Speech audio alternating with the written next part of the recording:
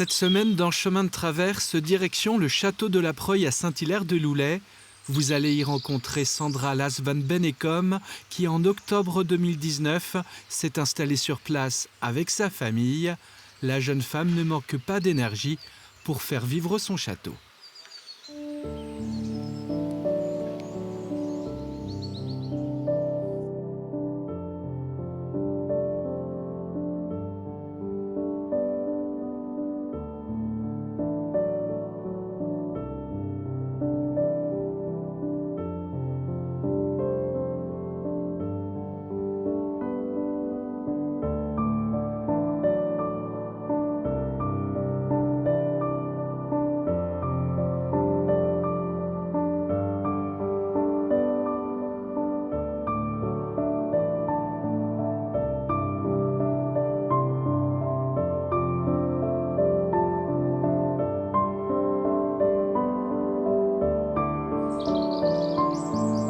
Bonjour Sandra. Bonjour Grégoire.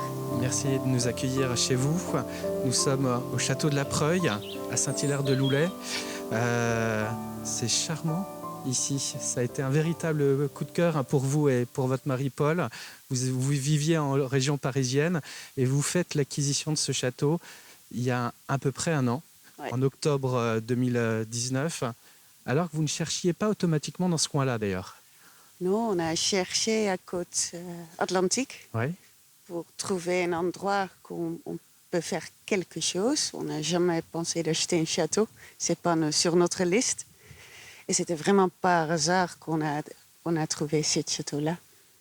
Alors, les projets que vous aviez en déménageant de la région parisienne, c'était de faire plein de choses, de faire vivre un lieu, en l'occurrence ici, désormais le château de la Preuille, avec plein d'événements, des mariages, d'abord des chambres d'hôtes, des festivités, et ça commence à prendre un peu tournure, puisque vous avez déjà derrière vous une belle saison d'activité avec des hôtes qui étaient bien présents, je crois. Oui, on a vraiment de la chance.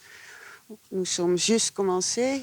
Après le confinement, on a recevoir le premier hôte. Et on a eu déjà 2 grands événements. Et c'était génial à faire. C'est juste suivre notre rêve et découvrir beaucoup de choses. L'idée, c'est de partager aussi ce lieu avec les habitants, avec les curieux, lors des journées du patrimoine en 2020. Vous vous attendiez pas à recevoir autant de monde, hein. Non, pas du tout. Vraiment pas du tout. Et vous avez mis le paquet, si j'ose dire, pour bien recevoir ces gens, avec beaucoup d'animations, beaucoup de festivités, de la musique, de la danse, même de la danse dans les arbres, hein, je crois. Oui. Moi, j'adore quand le château est vivant et pas très chic ou prout-prout, je ne sais pas comment se dire, mais vraiment vivant. Et moi, quand j'ai 4 enfants, pendant les journées de patrimoine, j'ai toujours cherché quelque chose avec des animations pour nous, mais aussi pour notre enfant. Et c'est pour ça qu'on a fait une journée avec des magiciens, de capoeira, de animation équestre, danse dans les arbres, tailler des pierres et des ardoises. L'histoire du château ici, accrochée à les arbres. Plein la musique en live, plein de petits marchés, plein de choses toute la journée.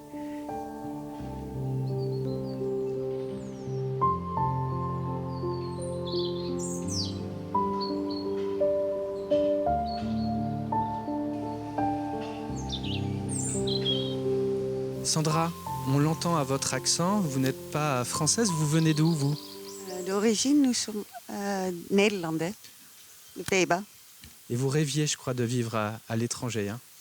Oui. On vit déjà 15 ans en France. Après 12 ans, on était déménagé aux Pays-Bas. On a acheté une maison, on a déménagé les enfants, mais après 1 an, mon mari, ça nous manque, la France. Alors, on est revenu. Ouais. Et vous voilà ici. Alors, le château de la Preuille, c'est un très très vieux château. Son origine remonte à à une époque très ancienne. C'est quasiment un château millénaire, on peut le dire. Oui, la fondation de ce château, ça date du XIe siècle. Et après, les premiers habitants, ils sont venus ici à 1350. Et bien plus tard, le 17 mai, mais bien plus tard, le 17 mai 1832, une certaine Marie-Caroline de Bourbon passe ici et y dort une nuit d'ailleurs. Oui, la duchesse de Berry est venue au château. Elle a parlé de faire une coupe contre le roi de France pour mettre son fils en couronne.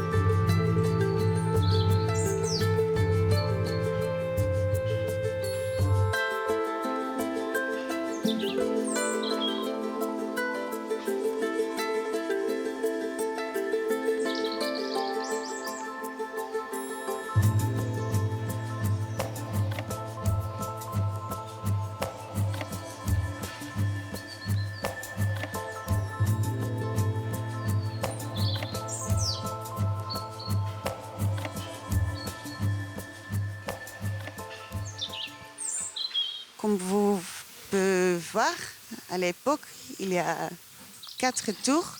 Maintenant, il reste seulement 3. Mais là-bas, il y a aussi encore l'escalier qui connecte le château avec le parti construit, déconstruit. Et il y avait autrefois un bâtiment ici, ça a été séparé depuis. Oui, ils ont besoin de pierre, je pense qu'il y a 200 ans. Alors, cette partie-là, ça manque. Mais avant, c'était tout ensemble. Et là, Sandra, on arrive sur vraiment ce qu'il y a de probablement le plus charmant ici au château de la Preuille. C'est ce pigeonnier sur son petit îlot. Il y a un côté magique. Et je dois dire, c'est assez rare, je crois. Oui, je pense qu'il existe seulement 3 îlots comme ça, avec 8 coins. En France, à l'époque, c'était seulement les arbres qui sont dessus. Mais maintenant, il y a un pigeonnier dessus. Et vous avez des projets un peu fous pour le château, en particulier pour ce lieu, notamment avec des projets de mariage qui pourraient peut-être avoir lieu ici, je crois. Oui, il y a beaucoup de possibilités ici, au château. Oui, j'adore tout, presque tout, oui. Le château de la Preuille, il est indissociable de son vignoble, même si vous-même, vous n'en êtes pas propriétaire, mais le vin du château de la Preuille, pour son muscadet, est assez réputé. Alors vous, quand vous arrivez il y a un an ici, il faut travailler. Qu'est-ce que vous faites en premier quand vous arrivez? On a travaillé à l'intérieur du château parce que c'était hiver. On a fait les chambres de hôtes, préparées pour être ouvertes le 1er avril. Après, c'était le confinement. On a travaillé dans le jardin parce qu'avec chaque vent, c'est beaucoup des arbres qui tombent. Alors, on a pas mal travaillé dans le jardin. Et on a fait un projet crowdfunding avec le Dr. Jean pour restaurer les berges de l'étang, restaurer les vieux murs du château, c'est ça? Oui, c'est ça. Pendant le confinement, on a découvert que l'ancien mur du Douve, ça va presque tomber dans l'eau. Et on croit que quand on a le privilège d'habiter ici, à un château joli comme ça, c'est obligatoire de faire tous les efforts pour restaurer qu'on peut. Alors, on va continuer avec le crowdfunding pour trouver plus que l'argent possible pour garder le mur autour de Douve. Et maintenant, on fait un projet piscine pour l'année prochaine. Comme ça, ça va être prêt. Et je pense que tout est là pour avoir une vacance magique. C'est votre souhait le plus cher, c'est d'offrir à vos hôtes un lieu un peu paradisiaque, avec ce château, avec l'agrément de la piscine, les vues sur ce pigeonnier. que ce soit pour les familles ou pour les couples amoureux, par exemple. Oui, oui, c'est bien ça. C'est pour les familles avec des enfants, mais aussi pour les couples romantiques, ou pour les mariages. Mais et oui, et notre slogan, c'est ce n'est pas parfait, mais c'est un paradis. C'est un paradis, avec des touches d'originalité qui viennent de Disneyland, Paris, là où a travaillé votre mari. Oui.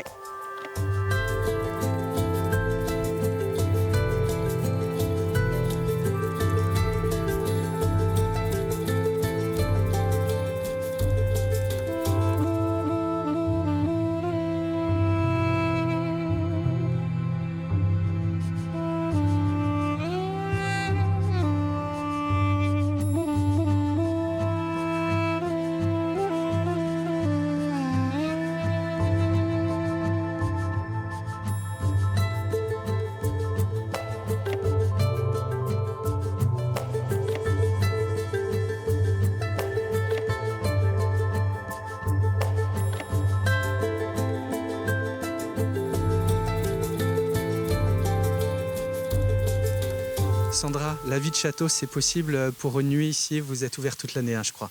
Oui, nous sommes ouverts toute l'année. On a 4 chambres de hôtes, une gîte déjà prêt. Et cet hiver, on va attaquer la tour indépendante pour faire un autre gîte. Vous travaillez beaucoup, vous vous investissez beaucoup ici. Félicitations, Sandra.